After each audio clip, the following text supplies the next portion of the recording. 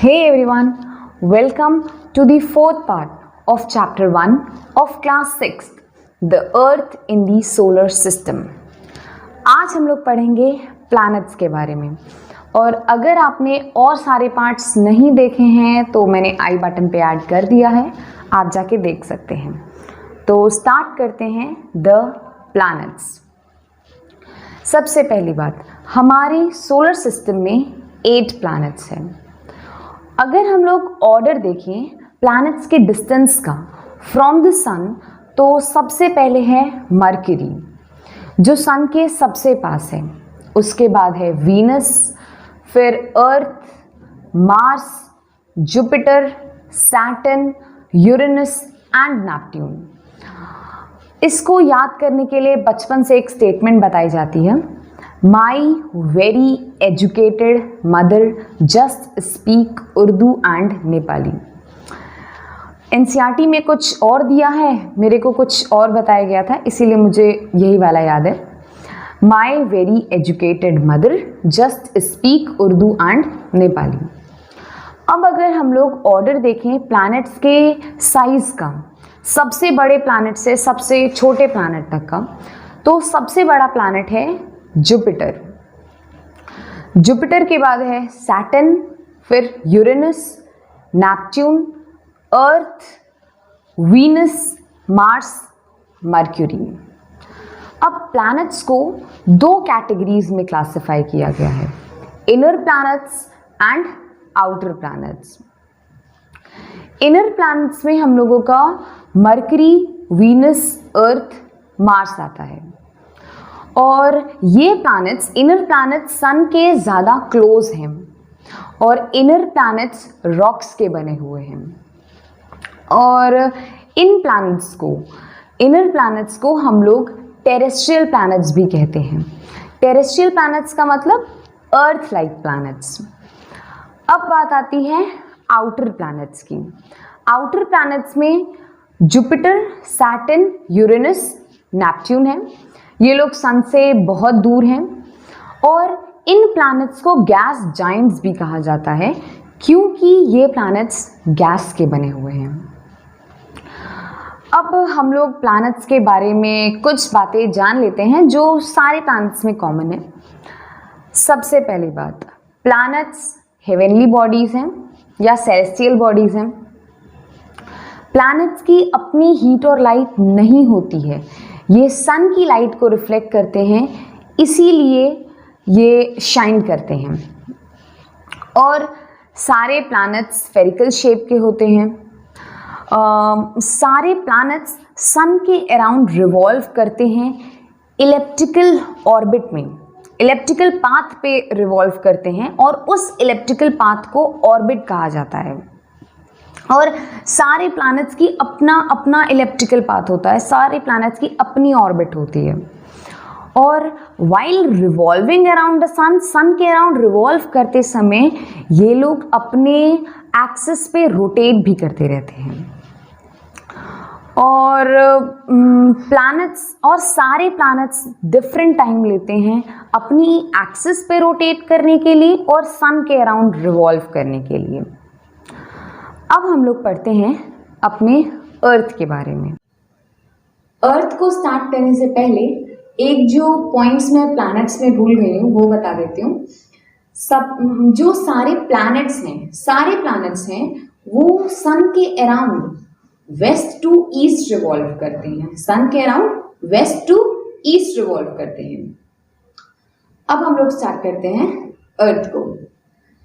अर्थ हमारा 3rd planet है solar system का। सबसे पहला मरकरी, वीनस, फिर है अर्थ और 5th लार्जेस्ट प्लैनेट है सोलर सिस्टम का। सबसे largest Jupiter, Saturn, Uranus, Neptune, फिर है अर्थ और इनर प्लैनेट्स में सबसे बड़ा प्लैनेट है।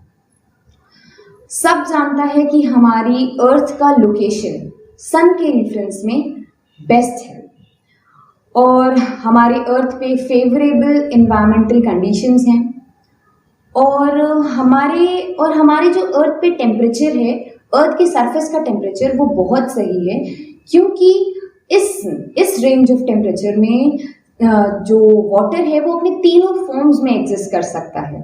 सॉलिड में आइस, लिक्विड में वाटर और गैस में वेपर। और हमारा जो अर्थ है उसका एटमॉस्फेयर है, और एटमॉस्फेयर के प्रेजेंस होने के कारण जो हार्मफुल यूवी रेडिएशंस आती है सन से, उससे हमारा अर्थ प्रोटेक्ट है। और ऑक्सीजन रिच एनवायरनमेंट है जो कि लाइफ के एग्जिस्ट करने के लिए बहुत ज़रूरी है। और हाँ, हमारे अर्थ को वाटरी प्लैनेट और ब्लू प्लैनेट भी कहा जाता है, क्योंकि जब एस्ट्रोनॉट्स ने पहली बार अर्थ को स्पेस में देखा था तो वो ब्लू दिख रहा था। तो क्योंकि वाटर चारों तरफ वाटर है, तो इसीलिए इसको ब्लू प्लैनेट और वाटरी प्लैनेट भी कहा जाता है। अब अगर हम लोग अर्थ की शेप की बात करें, तो अर्थ का पहले एंशियंट टाइम्स में ये माना जाता था अर्थ का शेप फ्लैट है, अर्थ फ्लैट है। पर एरिस्टोटल के बाद कोपरनिकस ने बताया कि अर्थ फ्लैट नहीं है, अर्थ स्फेरिकल है। पर एक्चुअली अर्थ स्फेरिकल भी नहीं है, अर्थ के शेप को जियोइड कहते हैं। अर्थ जो है, अर्थ की रोटेशन के कारण अर्थ इक्वेटर पे बल्जिंग हो गया है और पोल पे फ्लैट है। और इसी के कारण अर्थ का जो, अब इक्वेटर और पोल तो पता ही होगा, तो नहीं पता है तो बोर्ड पे डिस्प्ले हो रहा है। और जो इसी की वजह से जो इक्वेटोरियल डायमीटर है वो 44 किलोमीटर ज़्यादा है पोलर डायमीटर से। अब हम लोग बात करते हैं कि अर्थ का सिंबल क्या है। अर्थ का सिंबल है एक सर्कल जिसमें प्लस का साइन है। प्लस का साइन, या फिर बोल सकते हैं कि दो परपेंडिकुलर लाइंस हैं। हॉरिजॉन्टल वाली लाइन इक्वेटर को रिप्रेजेंट करती है और वर्टिकल वाली लाइन प्राइम मेरिडियन को रिप्रेजेंट करती है। इक्वेटर तो बता दिया, और प्राइम मेरिडियन हम लोग नेक्स्ट चैप्टर में डिस्कस करेंगे।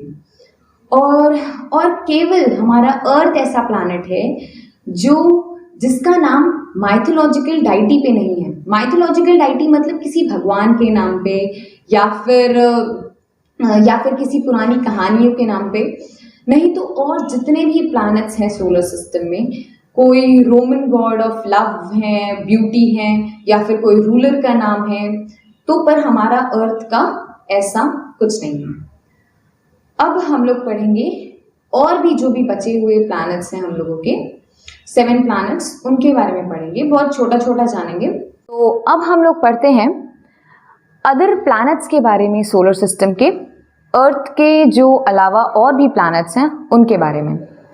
तो सबसे पहला प्लैनेट है सोलर सिस्टम का मरकरी।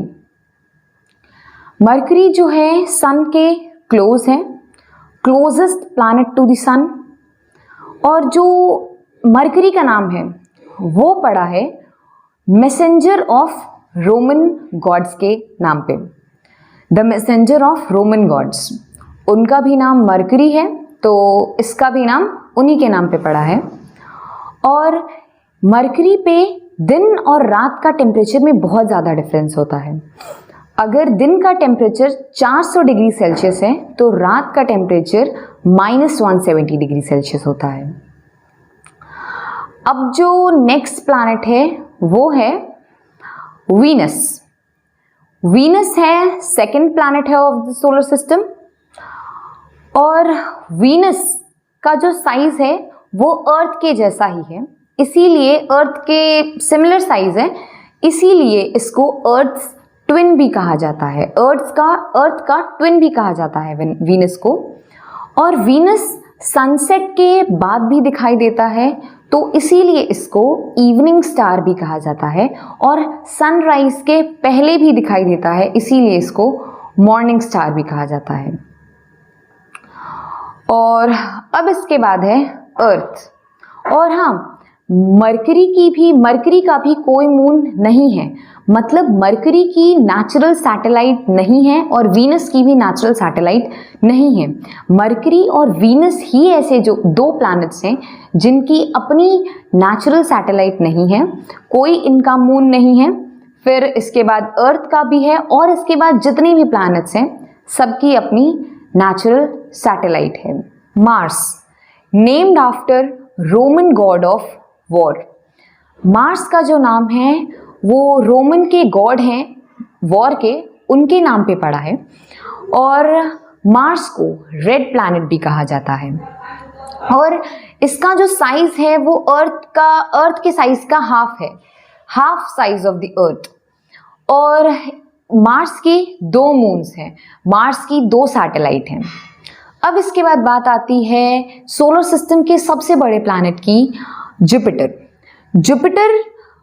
जुपिटर जो है वो है रोमन गॉड्स के रूलर को जुपिटर बोला जाता है, तो the ruler of Roman gods. और जो जुपिटर है उसकी 53 मून्स हैं। और NASA National Aeronautics and Space Administration इसको मिनी सोलर सिस्टम भी कहती है क्योंकि ये इसका साइज बहुत बड़ा है। और इसके बाद है सैटर्न जो है वो जुपिटर के फादर को कहा जाता है, father of Jupiter in Roman mythology में। और जुपिटर कौन था? रूलर था रोमन गॉड्स का, और सैटर्न उसका पापा। और सैटर्न की भी 53 मून्स हैं। और सैटर्न जो है वो हमारे सोलर सिस्टम का सबसे ब्यूटीफुल प्लैनेट है क्योंकि इसके इक्वेटर पे रिंग्स हैं और वो उसमें आइसी पार्टिकल्स की रिंग्स हैं वो, और वो बहुत ब्यूटीफुल अपीयरेंस देती है सैटर्न को। Uranus, named after Greek God of sky. Uranus का नाम पड़ा है ग्रीक के गॉड स्काई के नाम पे। और Uranus has also rings around its equator. Uranus की भी रिंग्स हैं उसके इक्वेटर के अराउंड, जैसे सैटर्न की हैं वैसे ही। और अकॉर्डिंग टू नासा यूरेनस के 27 नोन मून्स हैं। अब बात करते हैं सोलर सिस्टम के लास्ट प्लैनेट की, जो है नेपट्यून। नेपट्यून जो है उसका नाम पड़ा है रोमन गॉड ऑफ सी के नाम पे। रोमन गॉड है सी को नेपट्यून कहा जाता है, तो उन्हीं के नाम पे इसका नाम पड़ा है इस प्लैनेट का। और जो यूरेनस है और नेपट्यून, इन दोनों का सिमिलर स्ट्रक्चर और साइज है, इसीलिए इन लोग को ट्विन जायंट्स भी कहा जाता है। और नासा के अकॉर्डिंग जो नेपट्यून है उसके 8 नोन मून्स हैं। अब हम लोग नेक्स्ट वीडियो में पढ़ेंगे। यहाँ पे ये वीडियो का सेकेंड लास्ट पार्ट था।